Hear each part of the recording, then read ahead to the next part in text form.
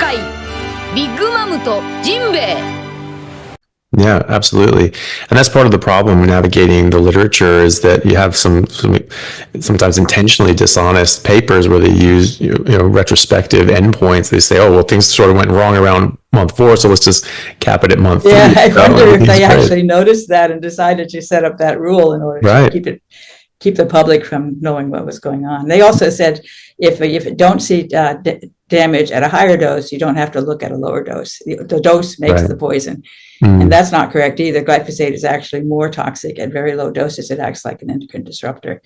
When it gets into the higher doses, it doesn't get into the cell as easily. And so they can trick you into thinking that it's okay when in fact it isn't.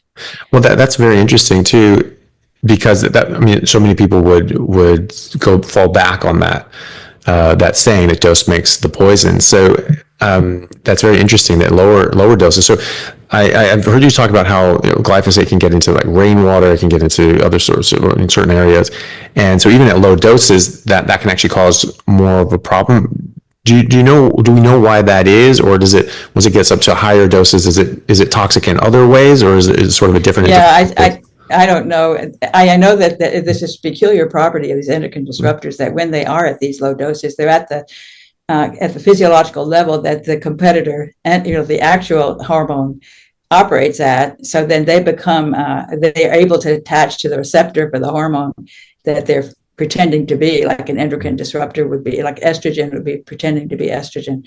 And then they, of course, confuse the system because it's an estrogen that's not supposed to be there. It's a fake estrogen that's causing odd things to happen in the way that hormones work. And so I think, and I don't know, I've wondered myself, because it does seem quite surprising, that the low dose would be more toxic than the high dose. And I have a feeling it may have something to do with when the concentration is small enough that it somehow is better able to get into the cell, or things can be different with high concentrations versus low concentrations as far as how biochemistry works, Yeah, interesting. It's not a very satisfying answer. I don't really know enough, and I wish I did, because it's super surprising, really. It is. Well, I guess the important thing was what we observe, and if we do observe it to be more of an endocrine disruptor at lower levels, it'll be interesting to find out how that is, but we at least know that it is. I don't know exactly how it is. Maybe there are some experts who know better than I do, but I haven't been able to figure that out.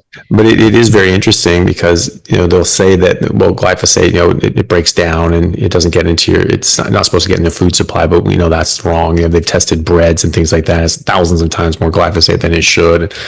It's so prevalent that it's getting washed out and it's getting into the water supply and getting the water table and things like that. So this is something that, as you say, if it can affect us at these low doses, maybe even more severely than at high doses, then that's something that's obviously very much a concern worldwide. And so it's something that people need to really think about. I was really interested in